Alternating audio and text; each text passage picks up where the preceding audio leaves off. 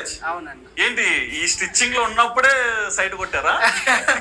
లేదన్న, stitching field కి రాకముందే నేను లవ్ మ్యారేజ్ వరకు పోకండి, ఎలా పరిచయమో చెప్పండి.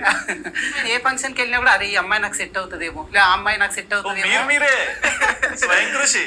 మా రిలేటివ్స్ అమ్మాయి నేను ఒక ఫంక్షన్ లో చూసి నేను ఇష్టపడ్డానన్న. ఫంక్షన్ లకు పోయే అమ్మాయిలు చూడకేమో, అంతే కదా? అంతే అన్న. ఇంకా చూసి నాకు ప్రపోజ్ చేసిన ఆ అమ్మాయి సింపుల్ గా అయిపోయిందా? సింపుల్ గా అంటే అందరూ ఫ్లవర్ బొకేస్ గానీ గులాబ్ పువ్వు కానీ సార్, నేను చిన్న మొబైల్ ఇచ్చి ప్రపోజ్ చేసిన అన్న. మొబైల్ ఇచ్చి చెడిపోయి ఇంకా ఫోన్ తీసుకొని రాత్రి ఫోన్ మాట్లాడతాము అంతే. అంతే అన్న. ఓకే. సో తను మాట్లాడేది, బట్ ఏంటంటే మా ఇంట్లో వాళ్ళకి చెప్పు, మా ఇంట్లో వాళ్ళకి చెప్పిన తర్వాతనే ఏదన్నా మూవ్ అవుదాం అని.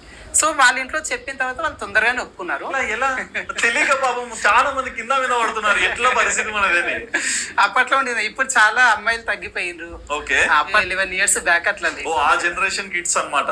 ఇప్పుడైతే ఇట్లాంటివన్నీ వర్కౌట్